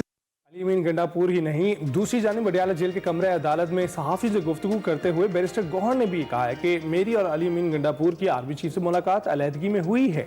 आर्मी चीफ के सामने PTI के तमाम मामलात और मुतालबात रखे हैं, अपने तमाम मसाइल आर्मी चीफ के सामने रखे हैं। उन्होंने कहा कि आर्मी चीफ से मुलाकात में मुल्क के इस्तेहकाम के हवाले से तमाम उमूर पर बातचीत हुई है। मुलाकात में दूसरी तरफ से भी मुस्बत जवाब मिला है। इस्टेब्लिशमेंट से बराह रास्त मुज़ाकरात खुशाइंद हैं। साहब से मेरी मुलाकात हुई है। खान साहब ने मीडिया से बात की है, खान साहब से क्वेश्चन हुए तो खान साहब ने कहा कि यस मेरी मुलाकात उनसे हुई है। देखो मेरी जहाँ भी मुलाकात हुई है, जिस सिलसिले में भी मुलाकात होती है, मैं तब कहता हूँ जब खान साहब की तरफ मेरे पास इंस्ट्रक्शंस होते हैं। मैं जहाँ भी जाता हूँ, जिस तरीके से भी करता हूँ, खान साहब के लिए करता हूँ, खान साहब ही की हिदायत और परमिशन के मुताबिक करता हूँ। उनके जो हिदायत होते हैं उनके मुताबिक। एक मिनट में कंप्लीट कर लो प्लीज। तो खान साहब ही ने उनको कहा है, जर्नलिस्टों से बात करके खान साहब ने कहा कि यस मुलाकात हुई है। खान साहब ने कहा कि ये बहुत खुशाइंद है, बातचीत मुल्क के इस्तेहकाम के लिए ज़रूरी है। खान साहब ने उनको ये भी कहा कि हमारे दरवाजे हमेशा बातचीत के लिए खुले थे, दूसरे लोगों के दरवाजे बंद थे। अगर बातचीत आगे बढ़ी तो इससे मुल्क में इस्तेहकाम आएगा। तो जी ये है ओवरऑल पॉलिटिकल सिचुएशन, इस पर हमने बात करनी है। हमें ज्वाइन कर हमारे सीनियर तज्जियाकार आमिर इलियास राना साहब और 190 मिलियन पाउंड केस के हवाले से क्या अपडेट्स हैं। हमारे नुमाइंदे कैसर शराजी भी हमारे साथ अडियाला जेल के बाहर से मौजूद हैं। आमिर साहब आपकी इजाज़त से मैं कैसर शराजी की जानिब चलती हूँ। कैसर, थैंक यू सो मच, आपने हमें वक्त दिया। मुझे ये बताइएगा कि इस वक्त की क्या सिचुएशन है, क्या ताज़ा तरीन अपडेट्स हैं। चौथी बार आज की डेट दी गई थी, फैसला सुनाया जाना है। जो जज नासिर जावेद राना हैं वो सुनाएंगे बानी PTI और बुशरा बीबी की मौजूदगी में। तो क्या अपडेट्स हैं, आज बिलाखिर ये फैसला सुना दिया जाएगा? एहतसाब अदालत के जज जावेद राना अडियाला जेल रावलपिंडी में 190 मिलियन पाउंड का जो केस है उस केस का फैसला सुनाएंगे। ये जो रेफरेंस है इसका फैसला 1 माह से मुसलसल महफूज है। आपसे थोड़ी देर कबल अदालत के जो जज हैं वो अडियाला जेल पहुंच गए हैं। अब इसके बाद जो है वो बाकी जो वकील हैं उनकी आमद भी शुरू होगी। आज इस फैसले के लिए 11:30 बजे का बाकायदा वक़्त मुकर्रर किया गया है और अदालत ने 11:30 बजे बानी चेयरमैन PTI मुलजम जो है उनको और बुशरा बीबी को भी अदालत में पेश होने का हुक्म जारी कर रखा है। ये इस जो अहम तरीन रेफरेंस है इसकी जो समाअत है वो 18 दिसंबर को रात 10 बजे मुकम्मल करके फैसला महफूज किया गया था। सबसे पहले इसका फैसला 23 दिसंबर को आना था, लेकिन वो समाअत जो है वो मौखर कर दी गई और 6 जनवरी तक समाअत मुलतवी की गई। इसके बाद 13 जनवरी और आज जो है चौथी मरतबा 17 जनवरी को ये फैसला सुनाया जाएगा। और अब जो है अदालत के जज जो वो तो पहुंच चुके हैं, अब बाकी मुलजमान का इंतजार है और उम्मीद है कि 11 से 11:30 बजे के दरमियान तमाम मुलजमान और जो वकील हैं और जो नया प्रोसिक्यूटर है वो कमरा अदालत में पहुंच जाएंगे। उसके बाद अदालत जो है ये फैसला सुनाएगी। मैं आपको थोड़ा सा इसका बैकग्राउंड बता दूं कि जो 190 मिलियन पाउंड रेफरेंस है इसमें मुलजमान पर यह इल्ज़ाम लगाया गया है कि उन्होंने एक बड़ी निजी जो हाउसिंग सोसाइटी थी उसकी जो करप्शन की रकम है उसको गैर कानूनी तौर पे जुर्माने में तब्दील किया और जुर्माने में तब्दील करके जो वो उसको वो रकम वसूल की गई और इसकी काबीना से झूठ बोलकर द्रोहगोई के साथ इसकी मंजूरी ली गई थी और यही इनके ऊपर इल्ज़ाम है। अब इस रेफरेंस में मजमूई तौर पर जो 35 गाँव के बयान रिकॉर्ड किए गए हैं, जबकि जो 24 गाँव हैं वो गैर ज़रूरी करार देकर तरक कर गई है। आज देखना यह है कि आज अदालत जो है इस केस में अपना क्या फैसला सुनाती है। जी राइट, देखना ये कि अदालत क्या फैसला सुनाती है। कैसर, आपको बहुत शुक्रिया। इस वक्त कैसर मौजूद है अदालत के बाहर ही और जैसे ही फैसला सुना है वो हमारे नाज़रीन के साथ बिल्कुल शेयर किया जाएगा। आमिर साहब हमारा वेट कर रहे हैं। आमिर साहब बहुत शुक्रिया वेट करने के लिए। सबसे पहले तो ये बताइएगा आप कैसे हैं? अल्हम्दुलिल्लाह जी, शुक्र है अल्लाह का। आमिर साहब, आप देख रहे हैं फैसला महफूज होने से लेके अब तक तकरीबन 1 माह का वक्त गुजर चुका है। आपको लगता है कि आज फैसला सुना दिया जाएगा? महफूज हुआ 18 को, आज है 17, तो पूरा 1 महीना हो गया और आज बड़े एहतमाम के साथ टाइम भी बाकायदा बता दिया गया और 11:30 बजे का वक्त है। काफ़ी साफ़ी भी वहाँ मौजूद हैं, पहुँच चुके हैं और अब फैसला जिनके बारे में आना है उन्होंने भी पहुँचना है जब अदालत का टाइम होगा कि इमरान खान और बेगम बुशरा, क्योंकि उन्होंने आना है बाहर से। तो अभी कैसर शराजी साहब को मैं सुन रहा था तो उन्होंने बेगम बुशरा को तो नहीं बताया कि वो पहुंचे हैं, अलबत्ता जज साहब पहुंच चुके हैं। तो फैसला हमारे हिसाब किताब में हम प्रेडिक्ट तो नहीं कर सकते, लेकिन जिस तरह से केस चला है और जो चीजें सामने आई हैं और खास तौर पे जब इमरान खान साहब ने अपने गवाह पेश ना करने का फैसला किया, जो वो कह रहे थे कि मैं बहुत हैरानकुन ऐसे गवाह लाऊंगा कि सब परेशान हो जाएंगे, तो वो आखिरी वक्त में उन्होंने विड्रा कर लिए। तो मुझे तो नहीं कोई शक शुबा इमरान खान साहब को इसमें फुल सजा मिलेगी, उनकी वाइफ को भी मिलेगी और ऐन मुमकिन है कि जो लोग इश्तिहारी हैं उनके बारे में भी कोई जायदाद कुर्की का फैसला हो जाए। क्योंकि बहुत सारे लोग इस केस में इन्वॉल्व हैं और अगर आप चाहें तो मैं थोड़ी सी इसकी स्टोरी बयान कर दूं कि ये केस कैसे बना, जिसको PTI अब अल कादिर ट्रस्ट के साथ लगा के चला रही है कि नबी करीम सल्लल्लाहु अलैहि वसल्लम के नाम पे जो यूनिवर्सिटी बनी है तो उसके ऊपर सजा दी जा रही है, हालांकि काम ऐसा नहीं है। ये इन्होंने खुद 2016-17 में इमरान खान की गवर्नमेंट में, 17 में तो नवाज शरीफ गए, नाअहल हुए, उस वक्त की इस्टेब्लिशमेंट और इमरान खान मिल चुके हुए थे, तो धरने भी जारी कराए गए थे, किए थे। तो एक एनसीए को, नेशनल क्राइम एजेंसी बरतानिया को दरखास्त दी गई कि नवाज शरीफ के बेटे हसन नवाज ने एक फ्लैट बेचा है और वो बहुत भारी कीमत पे बेचा है, इसकी चेक किया जाए कि इसके पास पैसे कैसे आए थे।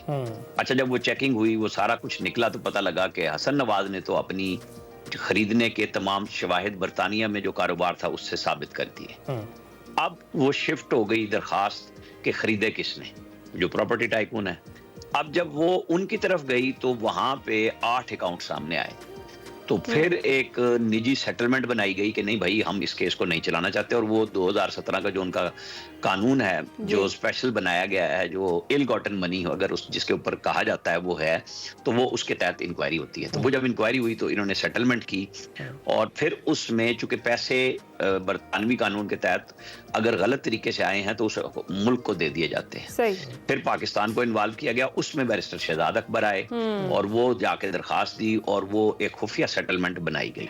अच्छा। कि जी ये, और उसके अंदर जो बारीक वारदात जो इस्तगासा ने बताई है कोर्ट के अंदर, वो ये डाली गई कि उन्होंने कहा कि आप स्टेट ऑफ पाकिस्तान को हमने ये पैसे देने हैं, उसका अकाउंट दे दें। तो होना ये चाहिए था, स्टेट बैंक का एक अकाउंट है, अकाउंट नंबर 1, ये स्टेट ऑफ पाकिस्तान का है, वो दिया जाना चाहिए था। लेकिन उन्होंने उस प्रॉपर्टी टाइकून का जो एक कराची की प्रॉपर्टी के पैसे थे वो देने के लिए, जो जुर्माने के लिए सुप्रीम कोर्ट के रजिस्ट्रार के नाम पे अकाउंट बना था, वो शो कर दिया। और वो बज़ाहिर ऐसा ही लगा जैसे जाहिर है सुप्रीम कोर्ट हुकूमत पाकिस्तान की ही है और वो वहीं का एक अकाउंट है, तो वो पैसे वहां शिफ्ट करा दिए गए। अच्छा, जब ये 3 दिसंबर 2019 को काबीना ने खुफिया डील की जिसके ऊपर केस बना, उससे पहले 2 से 3 दफा पैसे इस अकाउंट में आ चुके हुए। ये डील भी बाद में बनी और उसके अंदर मदद के काम ये है कि 3 दिसंबर की सुबह प्राइम मिनिस्टर के पास बैरिस्टर शहजाद अकबर ने एक नोट भेजा हुआ था कई दिन से, लेकिन वो 3 दिसंबर की सुबह अप्रूव हुआ। नोट ये था कि हमने एक मुआहदा किया है जिसकी काबीना से मंजूरी चाहिए है, तो आप समरी मूव करने की इजाजत दें, क्योंकि काबीना को समरी एक डिवीजन मूव करती है। अच्छा, वो नोट अप्रूव हुआ और उसी को बंद लिफाफे में कैबिनेट से अप्रूव करा लिया गया, जो कि सरीहन कानून की खिलाफ वर्जी थी। मारूफ अफजल जो अब फौत हो चुके सेक्रेटरी कैबिनेट, ये सब उनको उन लोगों ने रिकॉर्ड पे लाया कि समरी मूव नहीं हुई थी। अब ये तारीख सामने आ गई कि उसके बाद ये अब गवर्नमेंट चेंज हुई, फिर केस चला और ये एक इख्तियारात का नाजायज इस्तेमाल था वजीर आजम की तरफ से, और उनकी काबीना के अरकान ने गवाही भी दी कि हाँ हमने एहतजाज किया था कि ये नहीं है। जी जी जी, बिल्कुल ठीक है। अच्छा आमिर साहब, एक और जो पेशरफ्त है वो हुई है, वो जो इस्टेब्लिशमेंट से उन्होंने कहा है कि जी भाई हमारे जो राबते हुए हैं बराह रास्त बैरिस्टर गौहर की जानिब से, पहले तो इस पर इनकार किया गया, फिर उन्होंने बताया कि उनकी आर्मी चीफ से मुलाकात हुई है और अली अमीन गंडापुर की भी मुलाकात हुई है, दोनों ने इसकी तस्दीक की। इस सारे सिनेरियो में इस मुलाकात को कैसे देखते हैं आप? देखें, लोगों के जहन में तासुर उभरा कल जब इमरान खान ने बात की कि मेरे पास मैजिक बॉल है, और हमारे साथ इमरान असगर भी उसमें मौजूद थे, और मुझे पता चल गया कि आइंदा थोड़े दिनों तक मैं यहाँ हूँ, फिर आपकी मेरी मुलाकातें यहाँ नहीं होंगी। अच्छा। और फिर उन्होंने बताया कि जी बिल्कुल मुलाकात हुई है बैरिस्टर गौहर की और पेशरफ्त भी अच्छी है। और फिर उसी सांस में जब उनसे कहा गया कि वो तो माफी मांगने का कह रहे हैं आपसे, तो उन्होंने कहा माफी तो आर्मी चीफ को मुझसे मांगनी चाहिए क्योंकि हमारे हजारों लोगों को पकड़ा है। और यही वो गुफ्तगू है जो अगर कहीं पे कोई छोटी मोटी बातचीत हो रही है, वो ये है कि आपको अपनी जुबाबंदी करनी होगी और सिस्टम को चलने देने की गारंटी देनी होगी, तभी आपको बन्नी गाला या कहीं मुंतकिल किया जाएगा, कोई रास्ता बनेगा। अब हुआ क्या, बैरिस्टर गौहर जो इनकारी थे, उन्होंने कहा जब इमरान खान ने कह दिया तो मैं भी कह रहा हूँ कि हाँ हुई है और पेशरफ्त हुई है। उसके बाद सिक्योरिटी जराये से बाकायदा तौर पर खबर जारी कर दी गई कि जनाब ऐसी कोई बात नहीं हुई, बल्कि उन्होंने जब पॉलिटिकल गुफ्तगू की कोशिश की बैरिस्टर गौहर ने, तो उन्हें मना कर दिया गया कि ये आप सियासी कुव्वतों से करें। अच्छा, दोनों को सच मान लें आप कि दोनों ठीक कह रहे हैं, लेकिन इशू ये है कि अगर एस्टेब्लिशमेंट बात कर रही है तो किस लिए बात कर रही है? अगर आज सजा होने जा रही है तो इशू ये है कि सियासत को रास्ता सब चाहते हैं, तमाम सियासी जमातें चाहती हैं, तमाम सियासी लीडर्स चाहते हैं कि इस तरीके से ना हो काम, लेकिन एक शर्त ये है कि 9 मई वाली। कल DGISPR ने लाहौर में भी साफियों से गुफ्तगू की और उसमें भी जिन लोगों ने रिपोर्ट किया सोशल मीडिया पे, उसमें लिखा साफियों ने कि 9 मई वहां पे मौजूद था और है। और उसके बाद ये, उसके चंद घंटों के बाद ये कहानी शुरू हुई जिसकी मैंने अब आपको तफसील बताई है, जिसमें कहा गया कि उनसे कहा गया कि आपसे सियासत पर कोई बात नहीं होगी। तो नुक्ता इतना ही है कि जी जब तक आप बिहेवियर ठीक नहीं करेंगे आपके साथ रहत भी कोई नहीं होगी। ये वक्त बताएगा अब हमें कि जो डील ढील है, मैं परसों से कह रहा हूँ कि जुल्फी बुखारी का एक मैसेज गया है यहाँ से, वो कह रहे हैं, जुल्फी बुखारी ने तस्दीक किया लोगों को कि या मैं आ जाऊं या मेरे वालिद आ जाएं, कुछ नहीं कहा जाएगा। आपको पता है कि वो भी इस केस में हैं, इन्वॉल्व हैं, क्योंकि पहले ट्रस्टी वही थे, जुल्फी बुखारी और बाबर अवान थे इस अलकादिर ट्रस्ट में, जो 190 मिलियन पाउंड से जुड़ा हुआ है बताया जा रहा है। तो वो भी बातचीत हो रही है, लेकिन वो भी शर्त एक ही है कि फिर आपको बिहेव करना होगा। अब वो करते हैं या नहीं करते, ये सारी बात और गुफ्तगू डील और डील इसी नतीजे पे है। आमिर साहब बहुत बहुत शुक्रिया, आपने बिल्कुल इसकी तफसील भी दी है और 11:30 बजे फैसला है। अब उम्मीद करते हैं कि फैसला आ ही जाएगा और पता चल जाएगा कि क्या हक में आता है बानी पीटीआई के या उनके खिलाफ आता है। डील की जो खबरें हैं वो भी हमने आपसे शेयर की। इस वक्त लेंगे एक break. Welcome back. Pakistani Talib Shahram Wasi Shah ने दुबई में मुनक़िदा तकरीरी मुकाबले में आलमी एजाज़ अपने नाम कर लिया। जनाब, मुकाबले के दौरान 35 मुल्कों के 1000 से ज़ायद तलबा में शहराम वसी ने पहली पोजीशन हासिल की। 15 साल तालिब शहराम ने दुबई में मुनक़िदा कॉन्फ्रेंस में पाकिस्तान की नुमाइंदगी की है और पाकिस्तान का नाम आलमी सतह पर रोशन किया है। मजीद उन्हीं से बात कर लेते हैं। जी हाँ, शहराम वसी शाह हमारे साथ ही मौजूद हैं, talented Shahram Wasi Shah. Thank you so much Shahram. सबसे पहले तो भाई आपको बहुत बहुत मुबारकबाद, आलमी मुकाबले में पहली पोजीशन आपने हासिल कर ली है। क्या कहेंगे आप, आपके लिए कितना बड़ा एजाज़ है? मुझे लगता है हर अवार्ड के जीत पे आपको शुक्रिया कहना चाहिए, the people that made it possible. मेरे लिए तो ये लोग मेरे कोचेस थे, मिस मनाहिल और सर रज़ा, ऑब्वियसली मेरी स्कूल की staff, principles and influential figures का भी बहुत इसके अंदर हिस्सा था, सर मिस अंजुम बबी, और हर चीज़ ऑब्वियसली रिलीजन भी इसके अंदर बहुत बिग पार्ट करता है। Everyone prayed for me, obviously हर इंसान को प्रे करना भी चाहिए। And obviously, I would like to thank God for having provided me with all of these opportunities. ज़बरदस्त। आपकी ओरेशन देख ही सकते हैं, you're a good orator। ये बताइएगा मुकाबले में दुनिया भर से कितने अफराद ने शिरकत की और आपका मौजू क्या था? जी, तो 30 ममालिक से लोग आए हुए थे। I think almost 1000 people were present there. हमारा टॉपिक इसके अंदर ये था कि यूनाइटेड नेशंस की पीस कीपिंग फोर्सेस की जो अनइंटेंडेड कॉन्सिक्वेंसेस थे उनको मिटिगेट करना था। तो इसका सिस्टम ये था कि जिन जगहों पर रिलीफ मिलती है, जैसे पाकिस्तान में जब अर्थक्वेक हुआ था, यहाँ एक फोर्स सेंड की हुई थी to relieve the people who are getting harm, like infrastructure rebuild वगैरह हर चीज़ करनी थी। तो उसका सिस्टम में बहुत ज़्यादा मिसकॉन्डक्ट होता। तो हमारा टॉपिक ये था कि हम इस सिस्टम को बेहतर बनाएं और लाइक हम ऐसा बना पाए कि हर कंट्री के अंदर ये एप्लीकेबल है। अच्छा, ये बताएं कि इस कंपटीशन के रूल्स क्या थे और टाइम फिर आपके पास कितना था? तो ये 4 दिन लंबी कॉन्फ्रेंस थी, जिसके अंदर आपके पास हर दिन 6 घंटे की सेशंस थी, दो 6 घंटे की सेशंस थी। आपको सुबह 8 बजे उठना होता था, आपको कॉन्फ्रेंस के अंदर जाना होता था, आपका उसके बिटवीन में एक 30 मिनट की ब्रेक होती थी। उसके बाद आप फिर से हर वक्त रिसर्च कर रहे होते थे, आप हर वक्त पढ़ रहे होते थे, आप दूसरे लोगों से बातें कर रहे होते थे और आपके पास बस जनरल अंडरस्टैंडिंग हो रही होती थी कि हो क्या रहा है लाइक दुनिया के अंदर, क्योंकि ऑब्वियसली हर चीज़ उस कमेटी के अंदर बात होती है, बहुत डेली रेलेवेंट मैटर्स के बारे में होती है। अच्छा, ये बताइएगा आप पढ़ते किस क्लास में हैं और ये शौक कैसे पैदा हुआ, आपको मोटिवेशन क्या थी तकरीरी मुकाबलों के लिए? जी, मैं अभी क्लास O2 में पढ़ता हूँ। मुझे शौक तब हुआ था, जनरली अपने अब्बू को देखता हूँ जैसे बोलते हैं, स्पीक करते हैं, तो ऑब्वियसली मुझे शौक पड़ा कि थोड़ी सी मैं डिबेट्स में जाऊँ। मैंने पहला डिबेट किया था जब मैं 11 साल का था, मेरा पहला MUN मैंने किया था।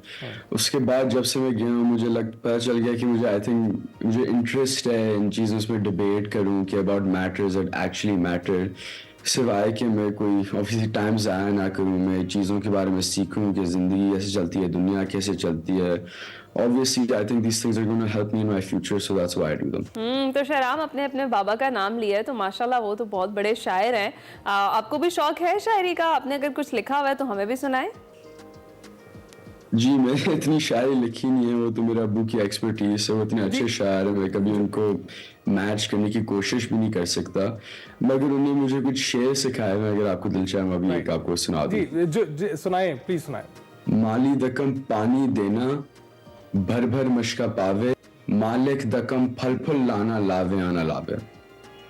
ये मुझे लगता है एक बहुत ब्यूटीफुल शेर है, शोज रिलेशनशिप जो होती है ऑब्वियसली गार्डनर और अल्लाह के बिटवीन, और कि जिंदगी चलती कैसे है। बिल्कुल बिल्कुल ऐसा ही है। अच्छा, बहुत सारे नौजवान आपको देख रहे हैं, वो कुछ कर सकते हैं मगर कभी हिम्मत नहीं कर पाते, कोई मैसेज देंगे उन्हें?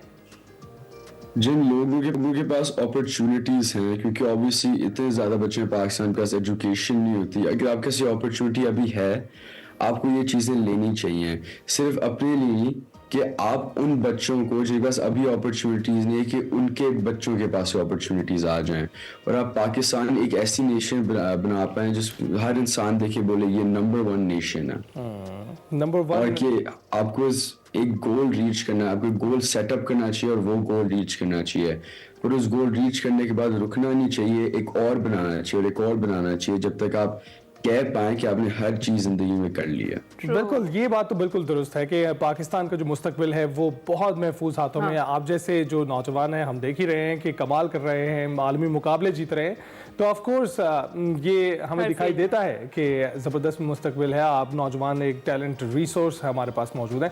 मुस्तकबिल में क्या करने का इरादा रखते हैं आप, क्या बनने के शौक है आपको? मेरा शौक ज़्यादा है आर्किटेक्चर में। मैं जब दुबई गया था कॉन्फ्रेंस के लिए, मैंने देखा था इतनी ज़्यादा beautiful buildings from all around the world, इतने ज़्यादा कल्चर्स प्रेजेंट थे। मैंने ऐसे काम करना है कि मैं इतनी ब्यूटीफुल आर्किटेक्चर बना पाऊँ कि लोग उसको अप्रिशिएट कर पाएँ, उसको देखें कि क्या बात है यार। And that's generally what my passion is. It's not super related to debates और जो मनी की रिलेटिव वाली चीज़ें होती हैं, मगर हर स्किल्स लाइफ में डिफरेंट होती हैं और मुझे परस्यू करने के दिल आर्किटेक्चर में है। ज़बरदस्त, थैंक यू शहराम। आप एक काबिल बाप के काबिल बेटे हैं और हमें बिल्कुल पूरी उम्मीद है आगे चलकर भी आप रोशन करेंगे अपने वालिद साहब का भी और पाकिस्तान का भी। हम छोटी सी ब्रेक पर जाएंगे, आप कहीं मत जाइए। सूरत को संवरने की जरूरत क्या है, सादगी में भी कयामत की अदा होती है। तुम जो आ जाते हो मस्जिद में करने नमाज अदा, तुमको मालूम है कितनों की कज़ा होती है ना।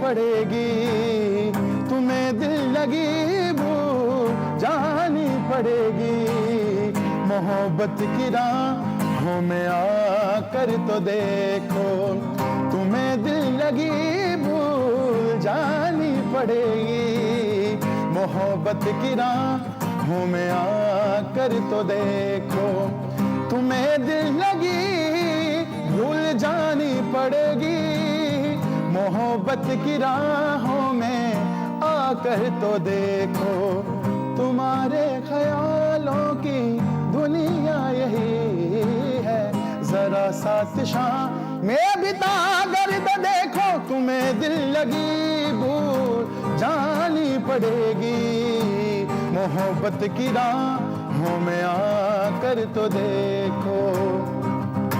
ये खेल नहीं आसान बस इतना समझ लीजिए, ये खेल नहीं आसान बस इतना समझ लीजिए, एक आग का दरिया है और डूब के जाना है, तुम्हें दिल लगी भूल जानी पड़ेगी, मोहब्बत की राहों में आकर तो देखो, होने लगेगा तुम्हें प्यार से प्यार होने लगेगा, कभी साथ शाम में बिता कर तो देखो, तुम्हें दिल लगी भूल जानी पड़ेगी।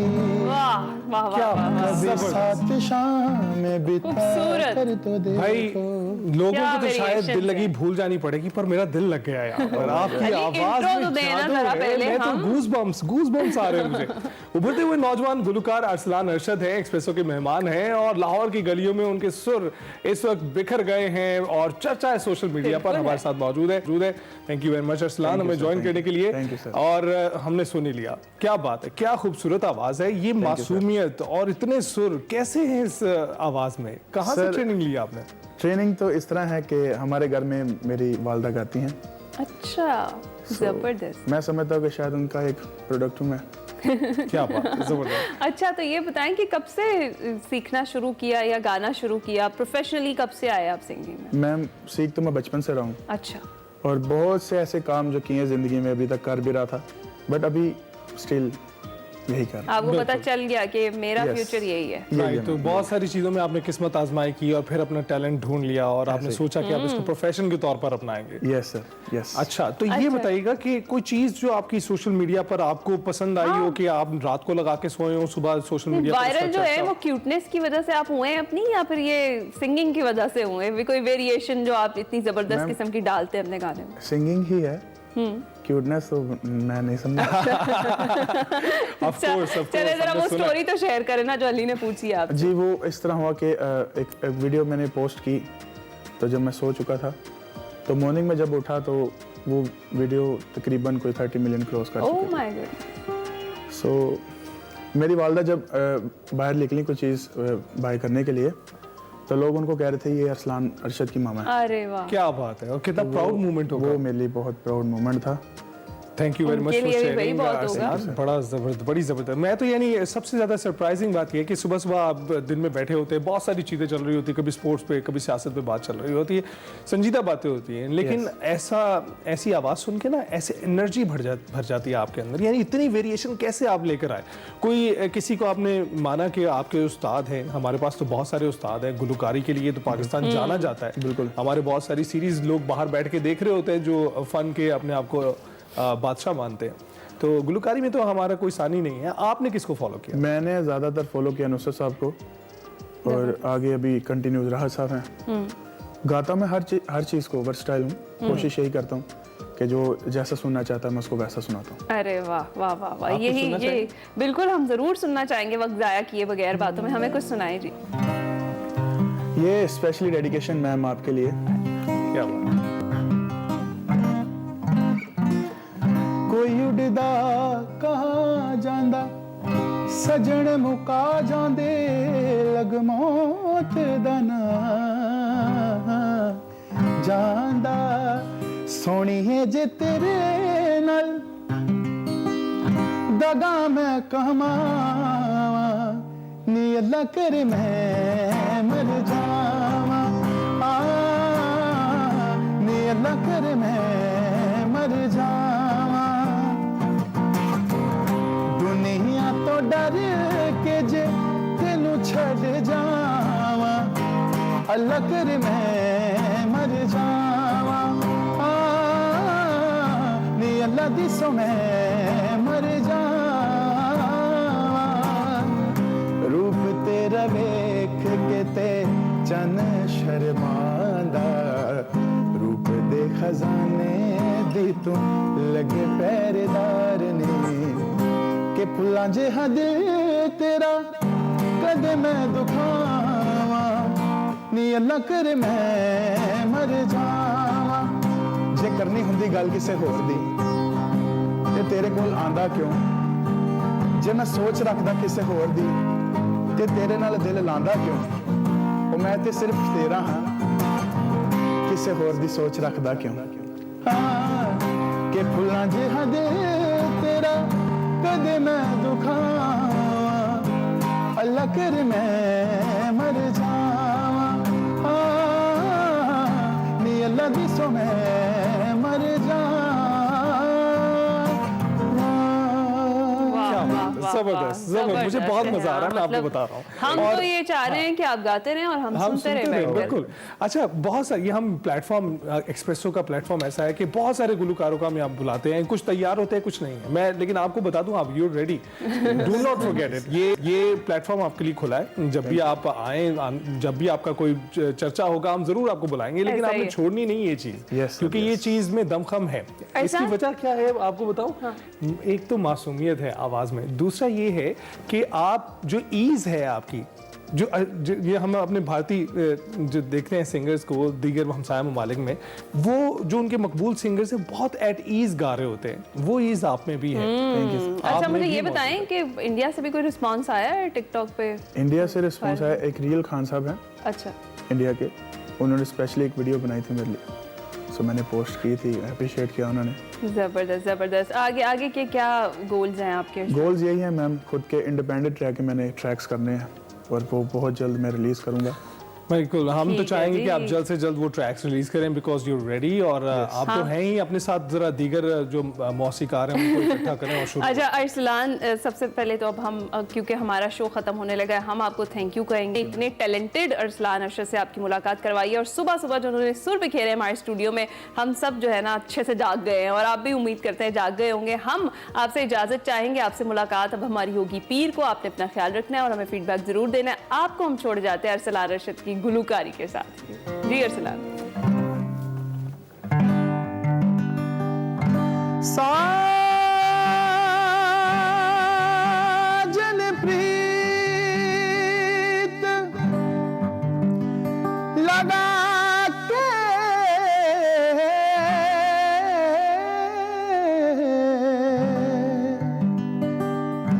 दूर देश मत जाना, दूर देश मत जाना, बस हमारी नगरी में मोहे सुंदर मुख दिखला जा, मोहे सुंदर मुख दिखला दिखला जा, ओ कदिया मिल सांवल यार वे हो कदिया।